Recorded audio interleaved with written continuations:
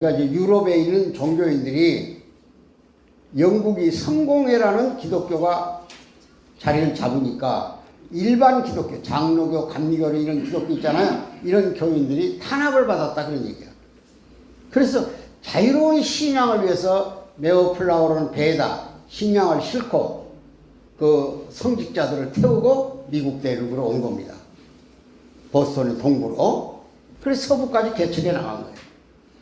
그때 그들이 내세운 이론은 기독교 윤리입니다. 기독교적 정신을 구현하자. 기독교적 윤리. 그래가지고 그분들이 이제 서부까지 개척을 해 가면서 경우에 따라서는 금광도 발견하고 석유 자원도 발견하고 여러 가지 발견했잖아요. 그러니까 그걸 이름하여 노다지라고 하죠. 노다지. 그 노타치 건들지 마라 그 말이 변형돼서 노다지가 된 거예요. 내가 발견은 내 거다 그런 얘기예요. 근데 그들 마음속에는 모든 부의 원천은 하늘로부터 왔다고 생각했어요. 하나님이 나에게 축복으로 주신 것이 재물이다. 그래서 하나님 앞에 감사하는 감사제, 추수감사제를 지내는 거예요. 교회 11조로 하고. 그럼 그 사람들은 그 기독교 정신이 있어가지고 반드시 부를 가지면 재벌이든 큰 기업이든 사회 환원을 해요. 뭐 대학, 하버드 대학으로도 많은 대학들, 아이비리그라고 유명한 대학들 있지 않습니까? 그리고 모든 역사박물관, 기념관 이런 거 전부 다 재단들이 세운 겁니다. 포드 재단, 카네기 재단 다. 그리고 도로를 놔주기도 하고 여러 가지 사회에 기여를 했어요. 그래서 미국 사람들 머릿속에는 기업에 대한 저항이 없습니다. 야, 기업이 돈 벌면 사회 환원하는구나.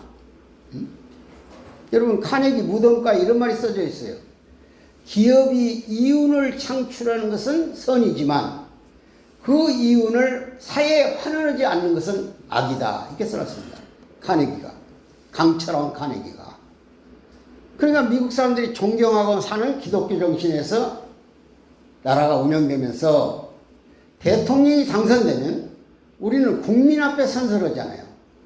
미국은 성경을 놓고 선서합니다. 그리고 의회가 개원할 때는 찬송가를 부르고 기도를 하고 개원을 해요. 그게 철저한 기독교가죠.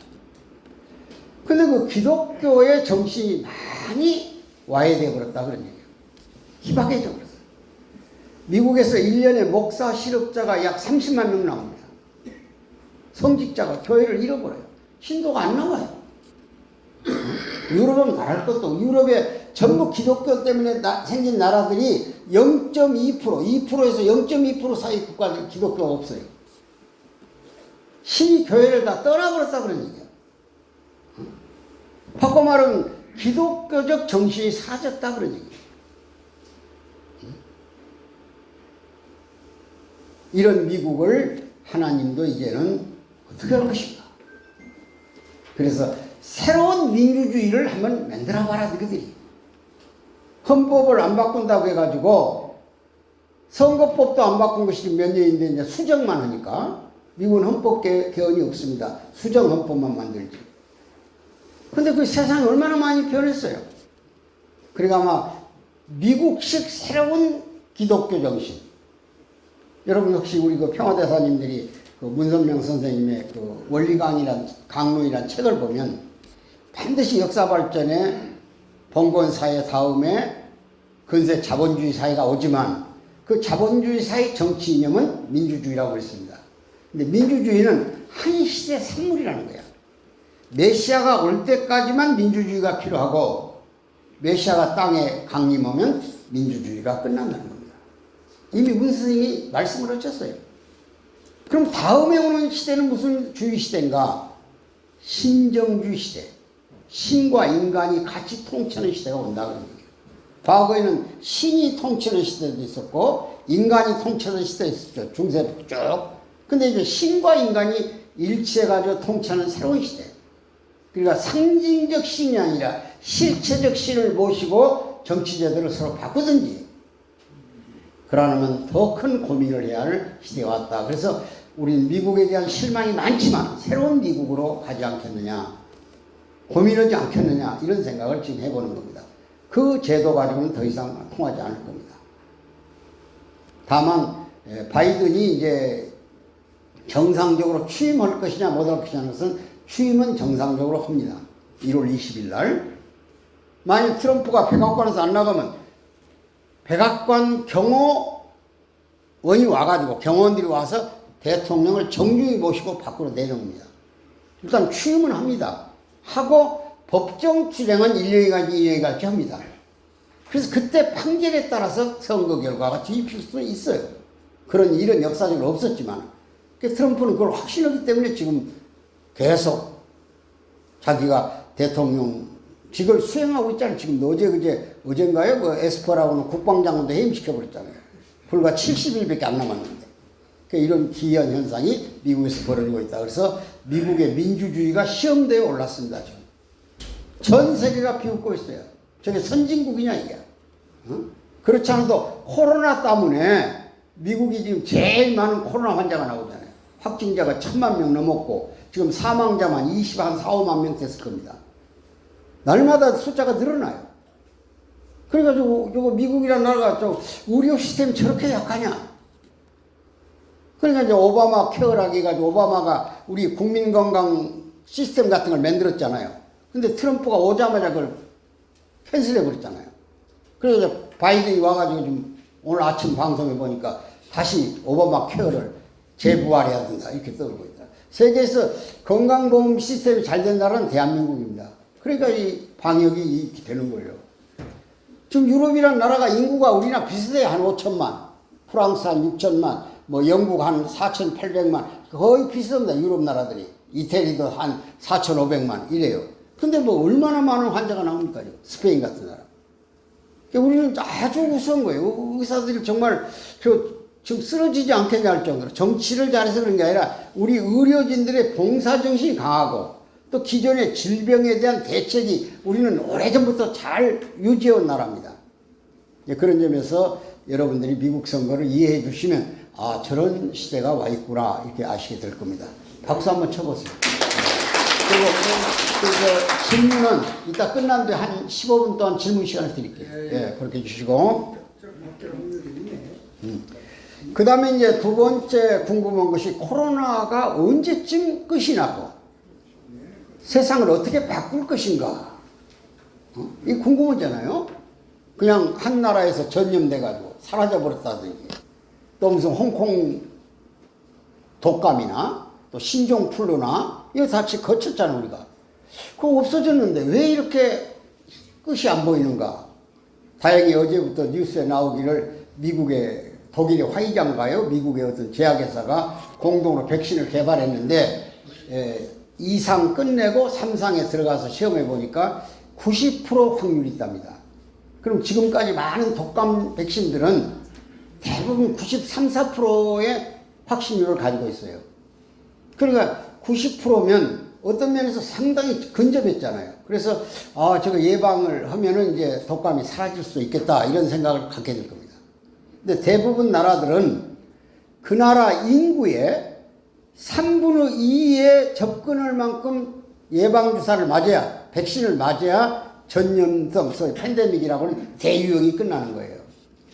그럼 전 세계가 다 지금 유행을 하는데 누가 저걸 사다가 몇 년 동안에 걸쳐서 지구촌이 지금 77억인데 적어도 5, 6억을 예방해야 될 거 아닙니까? 40억 가까이를. 그래서 아직도 물론 우리나라도 백신이 뭐 내년에 나온다고 그러고 다 중국은 이미 개발했다고 소련도 개발했잖아요. 근데 그건 검증이 안 돼가지고 불안해가지고 다른 나라들이 안 쓰죠. 그래서 우리는 좀 더 기다려야 되는 이 고통은 2, 3년 더 갈 것 같다. 그러니까 내년 말, 그 다음에 봄이나 가을쯤 가서 끝날 것 같으니까 그 안에 어떤 결과가 나올 것이냐. 그래서 많은 사람들은 포스트 코로나라는 말을 써요. 포스트 코로나. 코로나 다음 시대가 궁금하다 그런 얘기입니다. 미국의 키진저라고 하는 유명한 사람 있잖아요. 외교가. 그분이 얼마 전에 이런 얘기를 했어요. 어떤 연설장에 와가지고 분명히 코로나 이후는 코로나 이전 세계하고는 다른 또 다른 세계가 형성될 것이다. 이렇게 표현을 했습니다. 그러니까 우리가 일상적으로 쭉 발전되어 나온 역사 과정이 있잖아요. 뭐 농업사회다, 공업사회다, 지식정보사회다 이렇게 왔잖아요. 근데 일반적으로 4차 산업이 온다고 그러잖아요. 4차 산업에는 근본적으로 우리가 쓰던 개념, 이게 바뀐다고 그러죠. 그럼 크게 뭐가 바뀌냐? 모든 파워, 힘을 내는 원동력은 우리가 에너지라고 그러죠. 에너지를 만드는 원동력은 석유입니다. 가스. 근데 가스가 에너지를 안 만드는 시대가 온다는 거예요. 그럼 원천이 바뀌는 거죠. 그럼 뭘까? 그것이 수소일 것이다. 지금 수소차가 나오고 다 그러잖아요. 그 다음 노동이 바뀌잖아요. 일반적으로 우리가 손을 통해서 힘을 써가지고 하는 노동이 전부 로봇 산업으로, 인공지능 산업으로 바뀝니다. 그러니까 사자 들어간 산업이 없어져요. 변호사, 세무사, 회계사, 이게 다 없어져요. 판사, 검사. 왜? 인공지능에서 데이터, 빅데이터에서 딱 분석해 놓으면 무슨 죄를 진 사람은 형이 얼마 딱 나와버린대. 몰라 판사가 가운 입고 와서 망치 두들고 필요가 있어요. 공정하게 하는데 아주. 의사도 없어져요. 의사보다 더 정확하게 보는데요, 인공지능이. 그러니까 이런 엄청난 변화의 사회가 옵니다. 안 없어지는 게 두 가지가 있어요. 창녀하고 바퀴벌레. 요건 안 없어져요. 역사 이래로. 바퀴벌레가 없어지겠어요? 안 없어지지? 그러니까 이런 면에서 세상은 완전히 바뀔 겁니다. 그래서 일단은 우리가 포스트 코로나 다음 세대를 걱정해 봐야 되는데, 역사적으로 경험을 해보니까, 이제 지나간 얘기인데, 자, 이런 전염성이 있는 병이 한번 휩쓸고 하면 다른 문명이 탄생하더라, 그런 얘기입니다. 예를 들면, 이 유럽에서 중세 패스트란 게 있어요, 패스트. 대유행 전염병. 한꺼번에 유럽 인구의 절반을 죽여버렸어요. 숫자를 상상 못해, 그때 기록도 없고. 근데 그 인구를 채우는데 유럽이 200년 걸렸대요. 얼마나 많이 죽어버렸던지. 막 동네가 딱 쓰러져버려, 전부 다. 근데 패스트를 옮기는 것은 일찍 알았어요. 쥐하고 벼룩 이런 것들이 옮긴다고. 진드기들이. 그러니까 우리나라도 유행이 왔어요. 조선 숙종시대인가 영조시대. 그러니까 우리는 뭐 의학책이 없잖아요. 침이나 넣고 한방약밖에 없으니까. 근데 이게 그 패스트는 코로나하고 달라가지고 전염이 딱 들어왔다면 7시간 안에 죽어버려요. 새까맣게 타가지고. 그러니까 얼마나 급했으면 주위에 가장 무서운 척은 고양이잖아요. 또 고양이를 집안에다 걸어놓고 벽 그려가지고 잡아다 놓을 수는 없으니까 또 조그만하게 그려가지고는 부적처럼 가슴에다 붙이는 거예요. 자식들 가슴에다. 무서워서 주변력이 못 오도록 하려고. 그러더니 전염이 된다고 말이에요. 가슴에 붙여놔도. 그래서 생각한 것이 바가지를 밤새 두들기는 거야. 쥐가 돌아다니지 못하도록 하려고. 바가지. 그러다 지쳐가지고 긁어. 두들기다 긁는단 말이에요. 그때부터 유행한 말이 바가지 긁는다. 그런 말이 나오는 거야. 응? 남편이 엉뚱한 짓 하고 되면 부인이 잔소리하고 바가지 긁는다고 그러잖아요. 저 옆에 내가 바가지 긁는다고. 거기서 나온 말이야. 박수나 쳐볼 줄 알았으면. 사람들 머릿속에 신이 존재하지 않는다는 걸 알았어요. 신이 없다. 하나님 있으면 이럴 수가 있냐? 전 유럽 사람들이 신을 부정합니다. 그래서 생각해낸 것이 인간 위주의 정치 사상이 생겨난 거예요. 그걸 우리는 인본주의라고 해요. 인본주의. 사람이 하늘하고 동등하거나 더 위에 있으니까 사람 힘으로 세상을 개척해보자. 그게 문해부흥이고 르네상스입니다. 거기서 인쇄술이 나오고 세계 문명의 발달이 새롭게 이루어져요. 그러니까 대유행하는 전염병은 반드시 새로운 문명을 탄생시킨다는 거예요. 또 하나만 예를 들면 1918년에 대유행한 병이 하나 있었어요. 그 스페인 독감입니다. 다 오래되신 분들은 다 알아요. 스페인 독감을. 그때도 한 1억 명이 쓰러졌어요. 지구촌에. 그럼 우리나라는 1918년이 바로 뭐냐? 엄청나 일본의 압제가 이제 강화되던 때입니다. 일본이 식민지를 1910년에 본격적으로 시작하잖아요. 1905년에 을사조약을 맺었지만 1910년에 합방이 되잖아요. 일본과 내선 일체로. 그래서 일본말을 강요하고 일본 교육을 시키고 창씨개명을 강요하고 막 삭발령이 내리고 막 그러잖아요. 그러니까 원치 세상이 험한 데다가 죽지 못해 사는 거예요. 이때 유행병이 왔다 그런 얘기예요. 스페인 독감이. 아무 대책이 없죠. 그래서 세상을 뒤집어 버리고 싶은 마음으로 3.1운동에 달라들었다는 거예요. 이런 학자들이 나왔다고 해요. 연구해 보니까 3.1운동도 인간의 부흥풀 우리 민족의 원한을 풀기 위해서 독립으로 가는 힘으로 작용했구나. 그렇게 세상을 바꿉니다. 나는 그 홍역을 잘 피해서 살아난 사람 중에 하나입니다만 그런 대유행이 벌어지면 반드시 새로운 문명이 탄생했다는 것이 많은 그 역사학자들의 경험이고 또 추출된 이론들이에요. 그래서 코로나 이후에는 제가 판단하기를 물론 요즘 말하는 언택트 산업이 비대면 산업이 발전하겠죠. 그러나 우리가 수출해 먹고 있는 사는 나라인데 이 제조업 수출품이 전 세계가 이 현상을 한 1년 더 가버리면 소득이 떨어져요. 소득이 떨어지면 구매가 안 일어나잖아요. 구매가 안 일어나면 기업이 망하잖아요. 공장이 안 돌아갈 거 아니면 안 사가니까. 그러면 직장이 없어지잖아요. 어떻게 할까요? 다시 농업사회로 가는 것 아닌가. 그래서 어제 어떤 모임에 가가지고 빨리 그 서울 아파트가 올랐을 때 팔고 시골에 가서 땅들 사라고 했어요. 고구마라도 캐먹고 연명을 해야지. 뭘 일자리가 없어지는데 어떻게 할 거예요? 고도의 인공지능 산업이나 발전하지.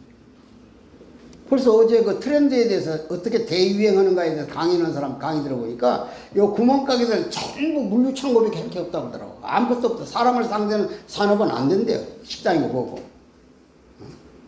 그 새로운 마음으로 가지고 새로운 시대를 어떻게 할 것인가. 다시 원시사회에 가서 초근목피로 연명은 안 하려면 자기가 농업의 특산물을 개발하더니 그 인근에서 벌어먹고 사는 산업, 이동하지 않고. 그걸 한번 연구해 볼 때 당진 같은 도시와 농촌을 같이 껴고 있는 데는 좀 편하잖아요. 그래서 여러분들은 좀 낫다 그런 생각이 드네요. 생기가 좀 돋아요 보니까. 자, 그렇게 해서 이제 이 코로나 극복에 대한 얘기도 드렸습니다. 그럼 우리는 지금 분단 국가잖아요. 어려운데 또 이게 겹쳤다 그런 얘기야. 분단이. 세계 지구촌이 232개 나라가 있어요. 근데 한 나라도 갈라진 나라가 없어. 다 통일했어요. 2차 대전 후에 갈라졌던 나라가 4군데 있었어요. 한국, 독일, 예멘, 그 다음 베트남. 232개 나라인데. 근데 4개 나라가 다 통일됐어요. 베트남은 75년 4월 30일 날 공산 월맹이 자유월남을 물리적으로, 군사력으로 지배해버렸어요. 사이공이라는 도시는 사라지고 그 도시 이름은 월맹의 국가 원수였던 호치민. 지금 거기가 호치민시입니다. 하노이가 따로 있고 북쪽에. 그러니까 군사적으로 통일한 나라는 베트남이죠. 뭐 잘 알다시피 베트남이 지금 성장, 동남아에서 1위 국가고. 왜 성장하느냐? 공산주의를 사실상 포기해버리고 미국과 국교를 정상화했어요. 86년에. 그리고 좀 한 20년, 한 40년 됐네 벌써. 2020년이니까. 34년. 엄청나게 성장해. 연 8% 성장합니다. 베트남 인구가 1억 되는데 인구의 평균 나이가 26세야. 26세. 상상을 해보세요.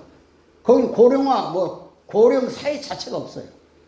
나이 든 사람은 다 죽여버렸어요. 공산 월맹이 지배하면서. 머리가 자본주의현이라고 썩어가지고 잔소리만 많아졌다고 싹 쓸어버렸어요. 그래서 젊은 애들만 사는 거예요. 그 성장이 좀 빠르고 우리나라 산업도 베트남에 가서 상당히 성장하고 있습니다. 선전하고 있고. 그 다음에 이제 두 번째 통일한 나라가 중동의 예멘이요.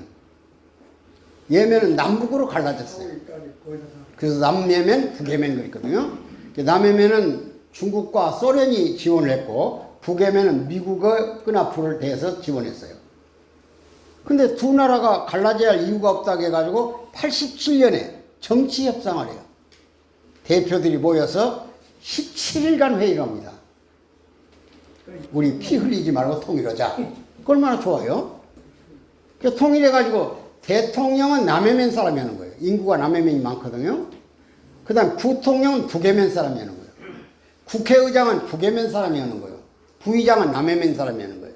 육군 참모총장은 남예멘이 오고 해군 참모총장은 북예멘이 오는 거예요. 이런 식으로 권력을 나눴다 그런 얘기예요. 의석은 한 200석 되는데 북예멘이 90석이고 남예멘이 110석입니다. 인구가 많으니까. 그런 식으로 해가지고 권력을 배분해서 통합을 했는데 제일 보니까 군사력을 움직인 육군 지상군이 중요하잖아요. 그러니까 육군 참모총장을 남예멘에다 주었더니 북예멘의 군사력이 약화되어 버린다 이거. 그러니까 북예멘 정치 지도자들이 이번에는 우리가 가져오자. 그래가지고 다투다가 결국 전쟁이 나요. 그 3년간 분쟁하다가 90년에 와서 미국의 무기를 지원받은 북예멘이 남예멘을 쓸어가지고 군사적 통합을 해버린 거예요. 그래서 예멘 통일이에요. 결국 예멘은 지금 불행한 나라지만 해적이나 해먹고 사는 나라지만 그래도 통일국가를 만들었습니다. 그리고 이제 독일 통일이 돼요. 남북 통일은 독일 통일 이제 2개 남았잖아요. 2개는 통일됐으니까. 근데 많은 학자들은 대부분 남북 통일이 먼저 되고 독일 통일이 될 줄 알았어요. 제가 89년에 책 한 권을 썼습니다. 그 책 이름이 남과 북이 함께 사는 길 그런 책이에요. 참 얼마나 좋아요. 남북이 함께 살면. 그래서 아시아의 중심이 되고 세계 중심 국가로 갈 것이다. 이렇게 썼어요. 근데 90년에 독일 통일이 되어버렸다 그러니까. 얼굴 뜨거운 일이잖아요. 그래서 출판사 사장한테 전화를 했어요. 그 책 좀 걷어들이자. 창피해서 길거리를 못 다니겠다. 그랬더니 책이 개인이 손에 다 넘어가 버리는데 어떻게 걷어들이냐는 거야. 서점에 있는 것도 아니고. 그래도 창피하니까 그 다시 써야 할 것 같은데 어떻게 하면 좋냐 그랬더니 당신이 책 한 권을 독서라고 말이다. 그거 시작해가지고 98년인가 쓴 책이 팍스 코리아라는 책을 썼어요. 그때 거기다 정중하게 사과했어요. 나는 남북 통일이 먼저 되고 독일 통일이 나중에 된 줄 알았는데 남북 통일이 늦게 됐으니 내가 잘 몰랐다고. 그럼 어떤 근거에서 남북 통일을 주장했는가? 천지이치를 보니까 종선은 남북이고 횡선은 동서예요. 그럼 선이란 건 반드시 종선이 먼저 세워져야 횡선이 결정되는 거예요. 부자지간이 결정되고 형제가 된다 그런 얘기냐 말은. 그러니까 남북 통일이 이루어져야 동서로 연결되도록 돼 있다. 그래서 남북 통일은 독일 통일보다 먼저 올 것 그렇게 쓴 거예요 제목에다가. 근데 독일 통일이 먼저 와버렸잖아요. 이거 방법이 없잖아요. 천지이치도 아니고. 그래서 쌀 미숫가루 좀 더대 들고 비닐 포장 들고 지리산 천왕봉을 올라갔어요. 하늘이 좀 가까운 데로 단판 내보려고. 왜 천지이치 그 수리가 틀렸냐고. 3일째 밥을 굶고 천왕봉에 엎드려 있더니 꿈결에 약간 소리가 들려요. 첫마디가 무식한 놈아 그러더라고요. 너는 하나만 알았지 둘은 모른다 그러네요. 응? 네가 마치 우주의 법칙을 잘하는 것처럼 큰 소리 쳤지만 제대로 알면 그런 거 아니라는 거예요. 그래서 뭡니까 이렇게 물었어요. 그랬더니 네가 주장한 대로 선은 종선이 먼저 행선이 나중이라는 거예요. 그러나 갈라진 선을 이을 때는 행선을 먼저 잇고 종선을 잇는 거예요. 그러니까 독일 통일이 먼저 되고 남북 통일이 마지막 되느니라. 그때 얼른 생각 들기를 베이컨이라는 사람의 소위 우상론이라는 게 머리에 들어오더라고. 우상론. 베이컨이 우상을 주장했잖아요. 제일 처음에 큰 우상이 우물 안에 개구리라는 말이죠. 개구리. 동굴 안에 우상. 우물 속에 들어가서 개구리가 동굴을 다녔어요. 그 본 건 동굴밖에 없어요. 근데 마치 우주를 본 것처럼 착각하고 얘기를 하고 다닌다 그런 얘기예요. 이게 동굴 안에 우상입니다. 두 번째 종해우상이라는 게 하나 있어요. 많은 생명체들이 이 지구촌에 살고 있잖아요. 아까 바퀴벌레부터. 근데 인간이 가장 위대한 줄 알잖아요. 그래서 동물을 막 밟아버리고 막 마음대로 잡아먹고 그러잖아요. 그것도 종해우상이에요. 우리가 백인들이 우월하고 백일 우월주의가 있잖아요. 유색인종을 우습게 알잖아요. 이것도 종해우상이에요. 우상. 색깔이 약간 변한 것은 다 각기 환경 때문에 그런 거지, 인간은 다 존엄하고 생명의 가치는 만물이 똑같다는 거야. 지나가는 개미 한 마리도 생명의 가치, 인간 가치와 같다. 겸손해라 그런 얘기죠. 그게 종의 우상이에요. 그 다음에 세 번째 우상이 뭡니까? 시장, 장돌뱅이 우상이에요. 시장에 가면 별별 설계 다 있잖아요. 요즘 우리 유튜브에, 카톡에 보면은 가짜 뉴스가 많이 들어오잖아요. 그럴듯하게 막 붙여가지고. 사진도 막 접목해가지고 이상하게 만들어가지고. 그럴듯하잖아요. 정보가. 그러니까 장돌뱅이들이 하는 소리가 참인 줄 알고, 여기서 이만큼은 여기서 크게 전파해가지고 세상을 시끄럽게 한다. 이게 장돌뱅이 우상이에요. 그 다음 마지막 우상이 영상, 소위 드라마 우상, 요즘으로 말하면. 텔레비전에서는 그 단막극들 보면, 주말 연속극이라 이런 것, 월요 연속극 같은 거 보면 희한한 일이 다 있잖아요. 대부분 뭐 다른 여자하고 관계해가지고 애기 나가지고 그 사건을 발단시키고, 그것이 전체가 다 그런 것처럼 인식시키잖아요, 드라마들이. 근데 그건 특수한 상황을 일반화시키는 거예요. 특수한 상황. 그런 예가 있다. 근데 마치 드라마에서는 누구나 다 바람을 피우는 것이고 누구나 다 그럴 수 있다는 것으로 인식돼 버리잖아요. 이런 것들이 우상이다 그런 얘기예요. 그래서 제가 알고 있는 지식의 한계를 느낀 적이 있어요. 하하, 갈라진 선을 연결할 때는 반드시 반대로 가는구나. 그러면 독일 통일이 왜 우리보다 늦다고 봤냐면, 독일이 힘이 세지면 반드시 사건을 일으킵니다. 그게 1차 대전이고 2차 대전이야. 그래서 유럽 사람 머릿속에는 독일 저것 때문에 세상이 시끄럽다. 여러분 어릴 때 구라파 전쟁이라는 말을 들었죠. 구라파 전쟁. 그 유럽이 구라파야. 뱃속에서 꾸글꾸글 어머니들이 쌀바가지 가고 배를 이렇게 흔들면서 하는 얘기가 있어. 구라파 전쟁 나는 것 같다고. 뱃속이 시끄러우니까. 그게 유럽이 하도 전쟁을 많이 나니까 구라파 전쟁이라고 했다 이게. 그 독일이 일으킨 거예요, 대부분. 그래서 주변의 이태리나 영국이나 프랑스는 독일을 갈라놓아야 된다는 거예요. 힘을 빼버려야 돼. 힘이 커지는 일을 일으키니까. 그래서 갈라놓은 거 아니에요, 동서독을. 근데 저걸 유럽이 지금 독일이 그렇지 않아도 서독만 가지고도 커졌는데 합쳐주겠어요? 근데 어쩔 수 없이 합칠 수밖에 없는 환경이 왔다 그런 얘기예요. 우리 통일을 생각하려면 그것까지 생각해야 돼요. 자, 어떻게 왔냐? 85년인가 그러니까 85년. 우루과이 라운드라는 말 들어봤죠? 우루과이 라운드. 우루과이에서 선진국들 대표들이 모여가지고 협상했어, 회의. 그때 회의의 주제가 두 가지입니다. 쌀 시장을 개방할 것. 다 선진국들이 농업국가, 미국이 농업국가 아닙니까? 쌀 수출을 해먹으려는데 전부 자기 나라 장벽을 쳐버렸다. 그러니까 시장을 개방할 것. 두 번째는 소위 그 지적재산권이라는 게 있잖아요. 미국의 제도라든지 대학의 뭐 교과서라든지 음반이라는 게 다 지적재산권이잖아요. 그걸 해적판, 남의 나라가 훔쳐다 써먹는다 이게. 그러니까 지적재산권에 대해서도 관세를 붙인다. 세금을 내라. 이런 두 가지 주제로 우루과이 라운드가 진행된 거예요. 그때 우리 농촌에서는 우루과이 라운드 나오면 나 망한다고, 농업이 망하고 뭐 축산업이 망하고 다 망한다고 난리 났잖아요. 제주도에 막 감귤을 비해버리고 막 바나나 농사를 다 절단하고 그랬잖아. 이제 수입이 들어오기 시작하면 아무것도 못 해먹는다고. 그렇지만 실제로 더 강해지잖아요. 그때 김영삼 대통령이 선거 때는 죽어도 쌀 시장은 안 연다고 했잖아요. 근데 94년대 세계 압력이 들어오니까 쌀 시장 열었잖아요. 지금 다 수입하잖아요. 이게 우루과이 라운드입니다. 근데 유럽이 27개 나라가 있어요, 유럽에. 그 나라들이 미국하고 협상하는 거야. 쌀 시장 여는 거, 지적재산권. 근데 각기 한 나라씩 협상을 하면 어떤 나라도 피해를 안 볼 나라가 없어요. 그래서 유럽이 생각하는 것이 유럽의 통합국가를 하나 만들자. 원래 석탄 통합연맹도 있었고 경제통합 시스템도 있었거든요. 이시라고. 근데 이걸 정치적 통합을 해버리자 그런 얘기야. 어? 그래서 EU가 탄생하잖아. EU.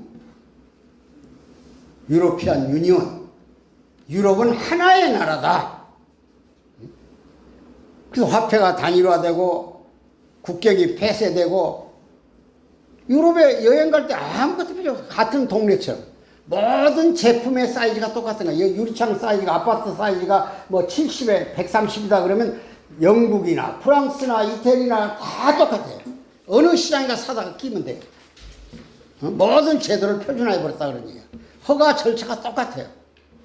그게 한 나라야. 유럽 의회가 있고, 유럽 정부가 있고, 유럽 대통령이 있고, 다 그래. 사무총장이 있고.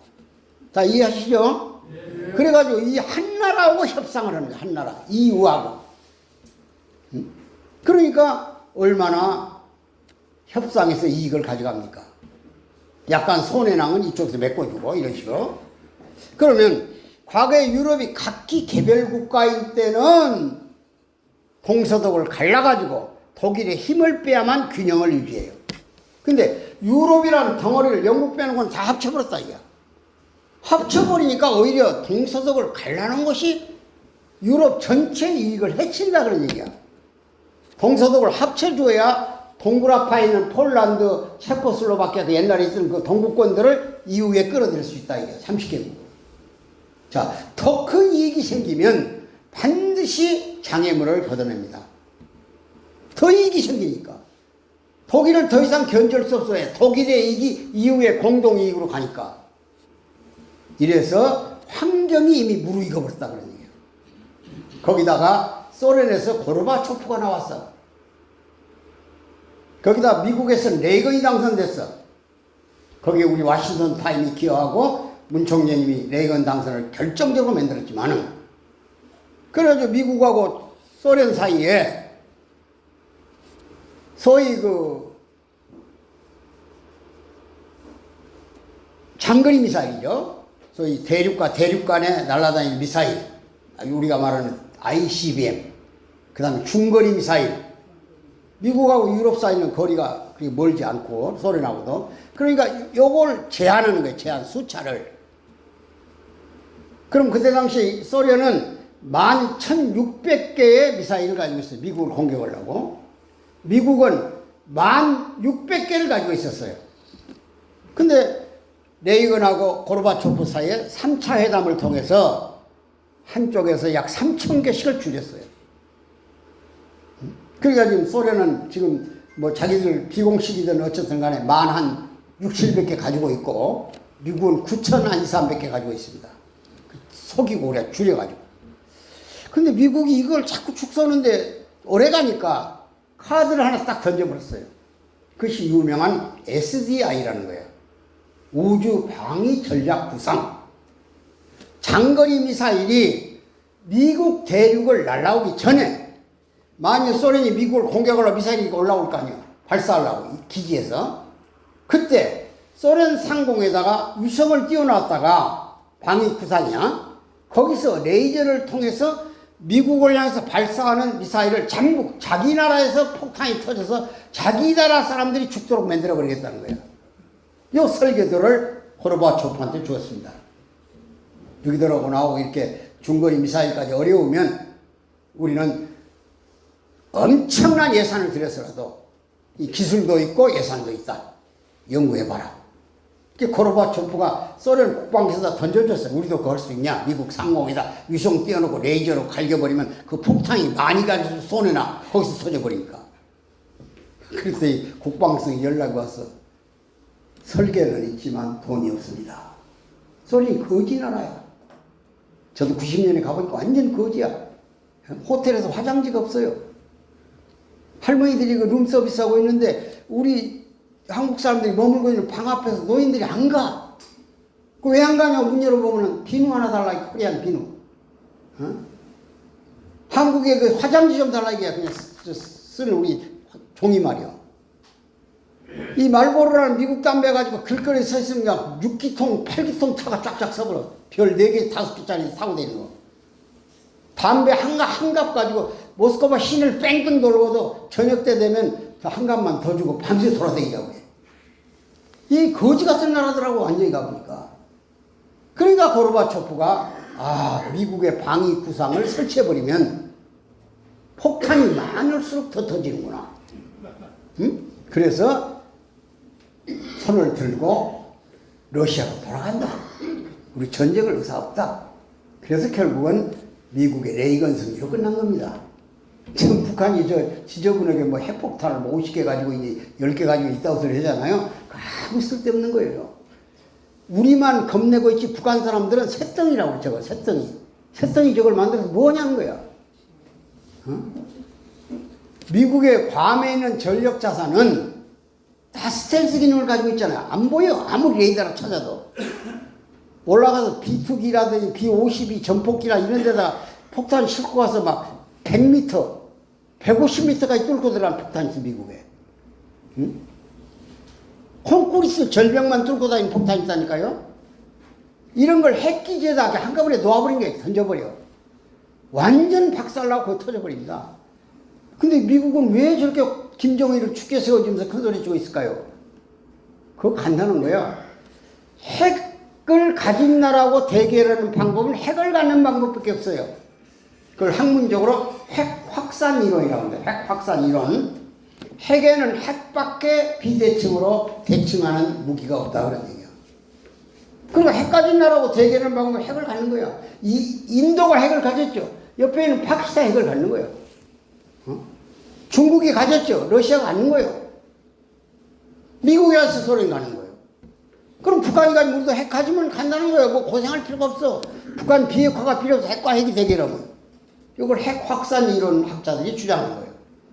근데 핵 방어 전략을 구성하는 학자들 있어요. 핵 축소 이론. 핵을 근본적으로 없애버려야지 계속 도미노식으로 연장하다는 한국 갖고, 일본 갖고, 대만 갖고, 인도시아 갖고 가져버리면 전부 핵국가끼리 어떻게 할 거냐 이것을. 그래서 핵 억지 이론자들이 있어요 또. 두 가지 이론에서.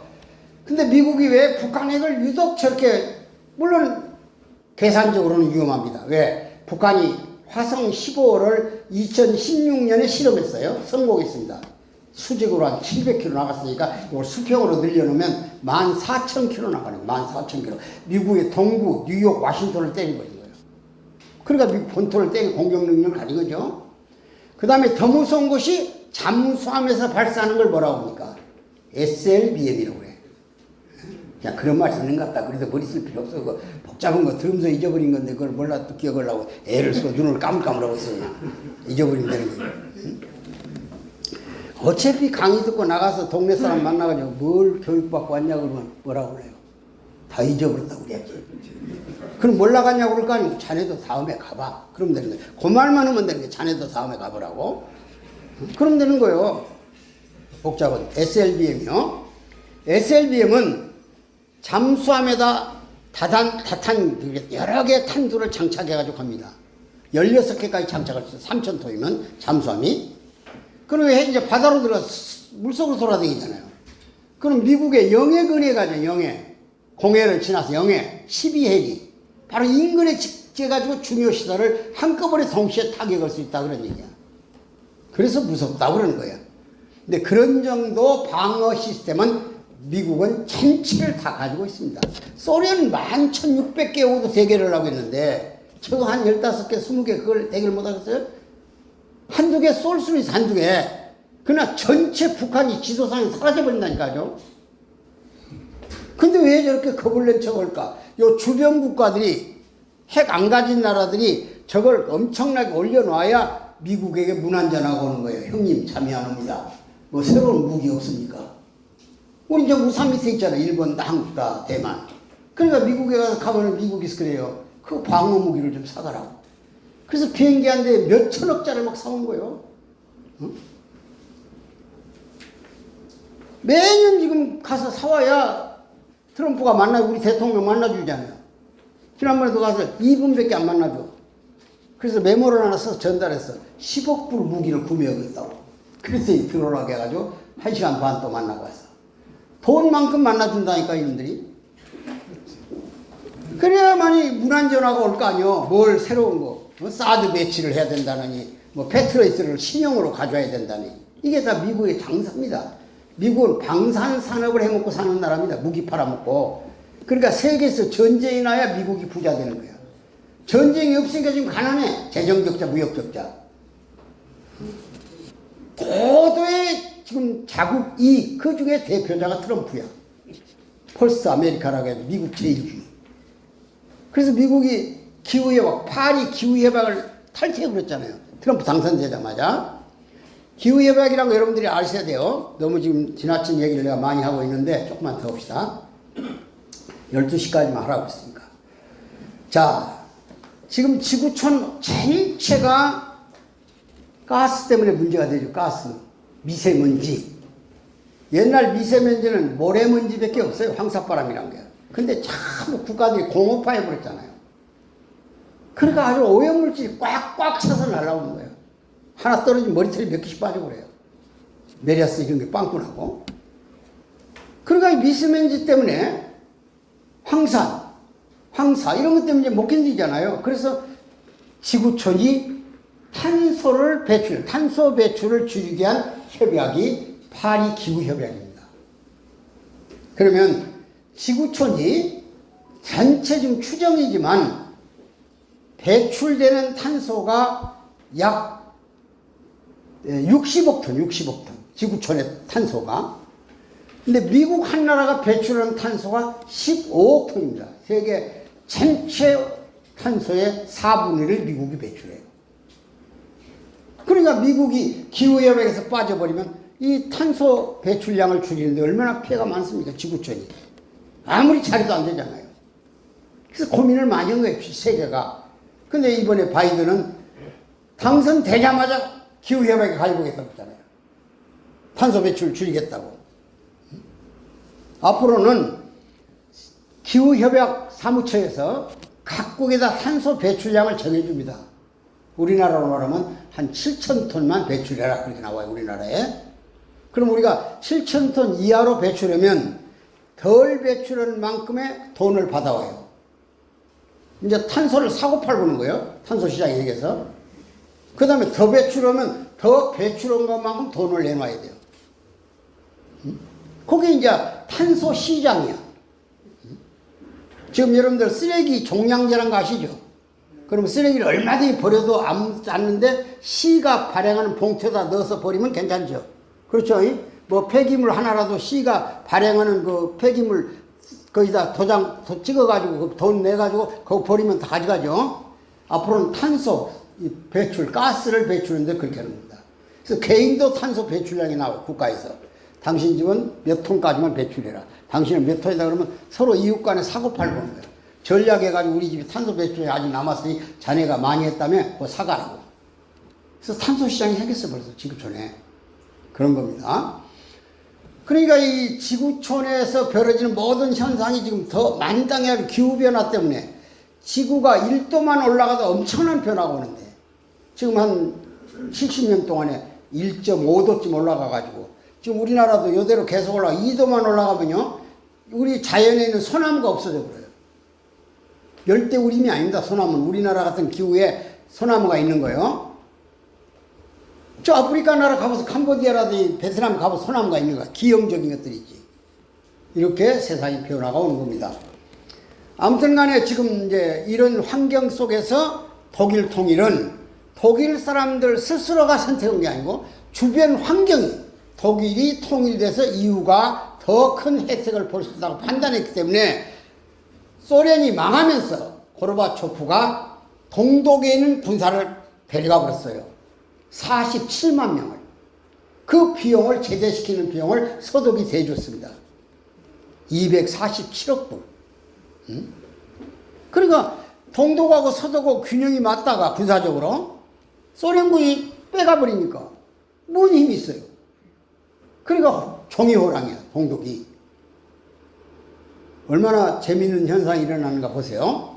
1987년 8월 달에 동독의 호네카라는 당서기가 동독 공산당 창립 40주년을 기념하는 기념 퍼레이드가 열렸어요. 탱크부터 막 중무기, 미사일까지 쫙 진열, 북한에 서듯이. 거기에 공산국가 27개 나라 사람이 와서 고르바초프부터 손을 들고 환영했어요. 그때 마지막으로 호네크가 이렇게 얘기합니다. 동독 공산당은 영원하다고 했어요. 수많은 사람 박수, 기립박수를. 근데 그로부터 2년 후에 89년 11월 달에 베를린 장벽이 무너져버려요. 그때 독일 콜 총리는 폴란드의 바엔샤하고 회담하고 있었어. 그 나라 장벽이 무너질 줄 알았으면 그 회담하겠어요? 비행기로 날라왔어요. 그때 기자들이 한 600명 달라들었습니다. 통일 시작이냐 이거. 그때 콜이 뭐라고 했냐. 통일이 우리 맘대로 안 된다. 미국이 서들어줘야 되고 주변 국가가 인정하는데 내가 생각할 때는 한 20년 걸릴 거다. 근데 그로부터 정확하게 1년이 다 안 돼가지고 통일되고 있습니다. 10월 3일 통일됐잖아요. 90년. 11월 9일 날 베를린 장벽이 무너졌고 1년 안 됐잖아요. 10월 3일이니까. 그러니까 기자들이 또 달려왔을 거 아니요. 당신 20년 후에 통일된다. 이거 어떻게 된 거냐? 그때 콜이 성질을 확 냅니다. 뭐가 뭔지 모르겠다. 이게 인간의 한계입니다. 뭐가 뭔지 모르겠다. 그는 금년 3월 달에 죽었습니다. 486페이지 해고록을 남겨놨어요. 거기 78페이지에 들어가면 이런 말이 하나 나와요. 독일 통일은 전혀 예상치 않은 통일이고 신이 우리에게, 하나님이 우리에게 길을 열어준다는 거예요. 그때 그 길로 독일 시민들이 들어왔다는 게 동독 시민하고 함께. 그만큼 동독 사람들에게 희망이 서독이야. 그때 서독은 베를린 장벽이 무너지자마자 두 가지 선포를 해버립니다. 만일 통일되더라도 절대로 동독 공산당 간부들을 처벌 안 하겠다. 정치 보복 안 한다. 응? 안 죽인다 너희들. 그러니까 얼마나 안정이 되겠어요. 응? 그 다음에 두 번째, 서독은 그때 실업이 9.3%, 동독은 29.8%예요. 동독 실업자도 서독 실업자 수준의 실업상을 주겠다. 통일되면. 기가 막힌 얘기 아니요. 가난한 놈도 이제 힘이, 어깨에 힘이 들어서 통일만 되면 실업상을 서독 사람만큼 턴다. 동독은 거지만큼밖에 안 주는데 희망을 준 겁니다. 그리고 이제 마지막으로 선언한 것이 화폐는 단일화다. 돈은 똑같아. 동독하고 서독하고 경제 차이는 4대1입니다. 그때. 그런데 그 돈의 가치를, 동독 돈의 가치를 똑같이 올려버린다는 거예요. 그 나라의 귀득층들, 돈을 지하에다 숨겨놓고 사는 놈들이 떼부자가 되어버렸다 이거야. 4배가 올라버리니까. 통일을 날마다 기다리는 거야. 기회만 있으면 가자고. 그래서 흡수 통일이 되어버린 거예요. 그러니까 우리가 북한에 대해서 통일할 때 많은 교훈적 가치를 주는 거예요. 나는 그래서 지난번에 강남에 태영호가 당선될 때, 야, 북한의 기득권들이 통일돼서 대한민국 오면 저런 정치적 자리도 가는구나. 이런 희망을 주었을 거라고 얘기했던 거예요. 상징적 의미가 있다고. 자기의 안위를 지키기 위해서도 통일을 거부하고, 우리나라 사람들이 통일을 왜 거부합니까? 세금 많이 낼 것 같다, 이제. 지금 살기가 천하를 휘두르고 다니는데. 아무래도 있는 사람 내놔야지. 그러니까 싫어하죠. 젊은 놈들은 일자리 뺏길 것 같다 이거야. 그나마도 실업인데. 예를 들면 북한의 노동자들이 한 1000만 명이 덩어리다 딱지 붙여가지고 남쪽 사람들 임금의 5분의 1만 주고 일하겠다고 하면 그거 어떻게 없어? 기업원 사람들이 그거 데려다 쓰지. 그러니까 지금 젊은이들이 북한 사람 와서는 안 된다. 혼란이 일어나고. 그래서 젊은이들이 반대하는 거예요. 세금 더 내야 되고. 왜 그 짐을 우리가 져야 되냐고. 통일 안 해도 불편하지 않는데. 이렇게 해버리니까 문제가 심각하다. 그래서 우리는 통일이 국가적으로 어떤 기대를 갖다 주느냐를 계산해 봐야 돼. 손익 계산해 봐야 돼. 통일이 우리에게 부담으로 오는 거냐, 경제적 가치를 주는 거냐, 이익을 주는 거냐. 자, 이거 보세요. 우리나라에 이제 민적 자원이, 기술 자원이 있지만은 노동력이 아까 없잖아요. 그럼 북한의 젊은이들이 실어버리고, 북한은 노동력이 없어요. 일자리가 없어요. 거의 없어요. 산업이 없으니까. 군인을 9년씩 놔둬, 9년씩. 어? 그럼 110만이 제대군인을 내놓으면 어디 가서 일하겠어요? 그러니까 군대에다 잡아놓는 거예요. 그러니까 우리의 자본과 기술하고 북한의 자원과 노동이 합친 거예요. 우리나라는 광물 자원이 달러로 따지면 247억 불 정도 들어있습니다. 우리나라. 저 강원도하고 충청북도 일부에 있는 세멘트, 그건 한 100년 개발이 가능해요. 그 다음에 영월에 있는 중서, 그 다음에 남쪽에 금, 은이 약간씩 들어있어요. 247억 불이 우리나라에 있습니다. 자원이, 광물 자원. 북한에 얼마나 배당되어 있느냐? 그 2009년에 우리 광물 자원을 개발하는 광산업체가 있어요. 광업진흥청. 거기서 북한에 가서 조사를 해봤더니 그때 돈으로 7천억 달러가 배당되어 있어요. 7천억 달러. 그러니까 뭐 아이언부터 해서 마그네사이트 해가지고 또 그 다음에 철광, 금은 이런 다 합쳐가지고. 근데 그 이후에 광물이 2배, 3배 뛰어버렸어요.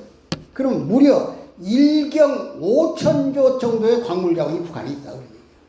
대부분 우리가 필요한 광물 자원입니다. 그 남쪽의 자본과 자원을 합쳐보자 이게요.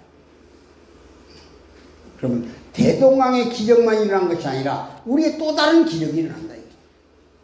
우리나라는 분단되니까 물류를 전부 배로 해야 하잖아요. 배로, 비행기로 오고. 기차로는 간 데가 없잖아요. 근데 이걸 뚫어서 기차로 가면 지금 이 광양만이나 순천, 여수 또는 저쪽 부산항에서 물건을 싣고 유럽까지 가는데 선적하고 하역 오는 데까지 합쳐서 3개월, 4개월 걸려요. 근데 철도로 가면 유럽 가는데 15일이면 갑니다. 멀리 가도 유럽 끝에 가도 한 달이면 가요. 핀란드까지 15일이면 도착해.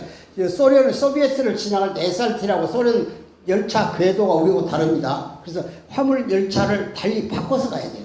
그러니까 이제 궤도를 같이 하면 가겠지만 그 장거리를 다 할 수 없잖아요. 그래도 한 15일에서 한 달이면 다 도착합니다. 물류비가 3분의 1밖에 안 되는 거예요. 하나만 예를 더 들겠습니다. 지금 우리 광양제철 있잖아요. 저 포항제철. 그런 원석을 사다 선철을 만드는 거예요. 원석은 광산을 그냥 통째로 사오는 거죠. 파가지고 가져오는 거예요. 주로 어디서 가져오냐면 브라질에서 가져오고 호주에서 가져와요. 보통 4개월 걸립니다. 남미에서나 호주에서. 근데 만일 북한의 무산에 철광이 무제한 들어있잖아요. 저 현장도 가봤습니다만은. 그럼 거기서 철도에다 싣고 3일 동안 걸쳐서 낮은 선봉으로 가요. 우리 저 두만강 쫙 끝에 낮은 선봉. 거기서 배에다 실어요. 그리고 포항까지 오는데 6일이 걸립니다. 그러니까 열흘이면 금방 도착하는 거예요. 원석을. 가격은 얼마냐? 톤당 가격이 브라질산이나 호주산은 약 213불 들어요. 지금 현재 가격으로. 근데 무산철광은 70불, 조금 더 비싸면 100불 드는 거예요. 그러니까 가격도 3분의 1, 2분의 1이고, 물류는 막 엄청나게 단축되고, 엄청난 새로운 한반도의 부흥시대를 열어줄 수 있는 거예요. 그래서 통일은 손실이 아니라 편익입니다. 편익, 이익을 주는 거예요. 이익이 있다고 해야 통일도 오는 거예요. 약간의 혼란은 올 수 있습니다. 그래서 두 정상은 김대중 대통령하고 김정일이가 만나서 통일을 당장 하지 말자. 그래서 생각해낸 것이 중간 단계 통일이 있어. 그것을 북한은 연방이라고 그러고 남쪽은 연합이라고 그러는 거예요.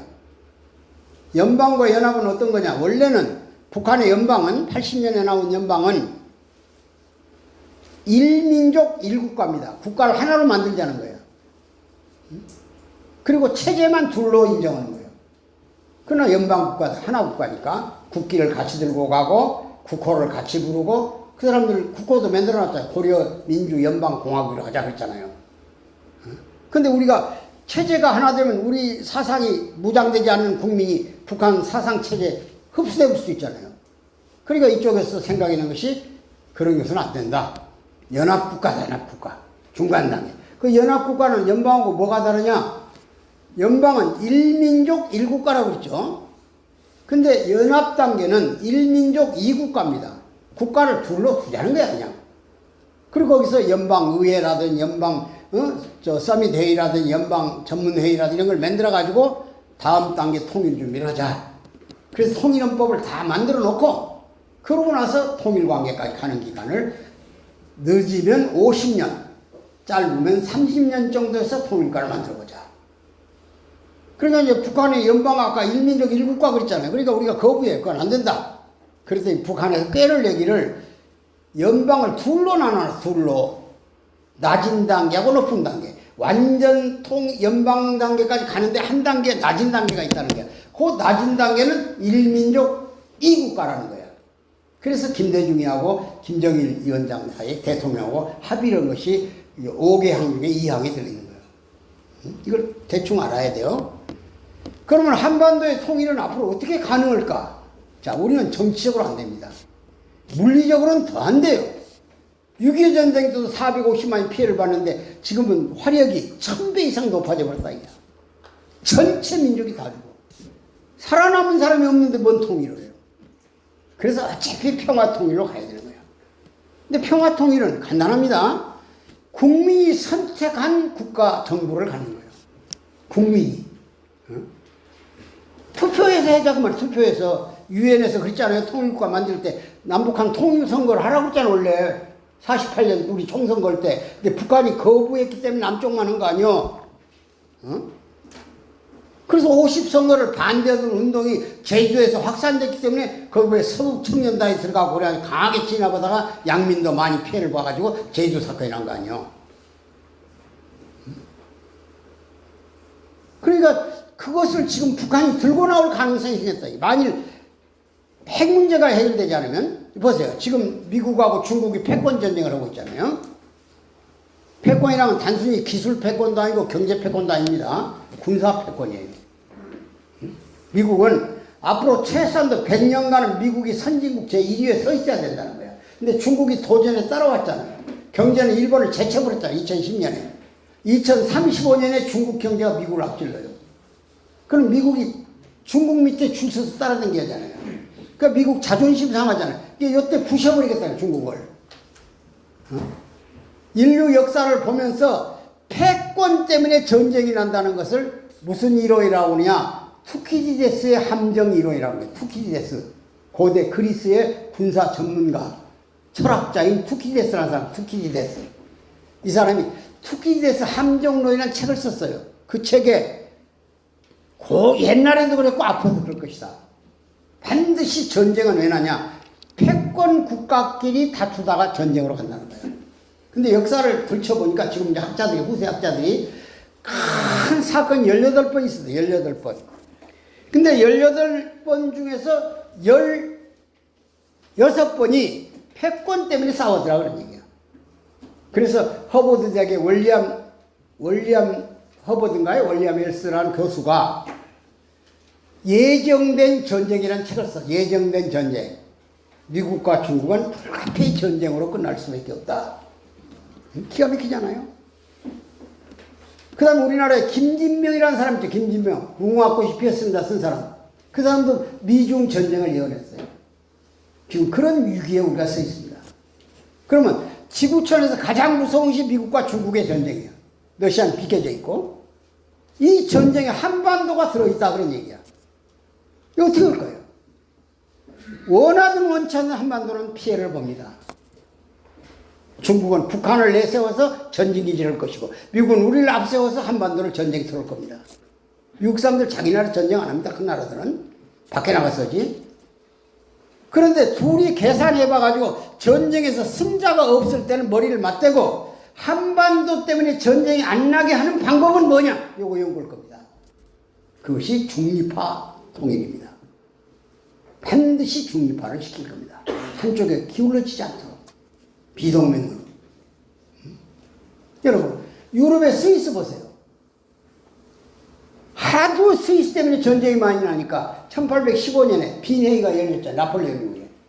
거기서 스위스를 중립국가로 만들어 보잖아요. 우리가 원턴 원하자도 주변국가 중립화를 시켜놓고 북한 핵을 뺏어버리는 거예요. 비대칭으로 불안하니까. 그러면 이제 두 나라가 협상을 해서 논의를 해야 할 거 아니야. 한반도를 분단해가지고 그대로 있으면 안 되니까. 결국은 통일론이가 이거일 겁니다. 그때 통일론의 핵심은 유엔이 결의한 대로 남북한 총선거에서 국민이 선택한 정부를 가져라. 이때 과연 북한의 주체 사상을 우리가 우리의 투익 사상으로 우리의 공생 공영주의로 극복할 수 있는 대안을 교육해 놔야 된다. 그래서 우리 국민연합 UPF 평화대사들의 책임이 큰 거예요.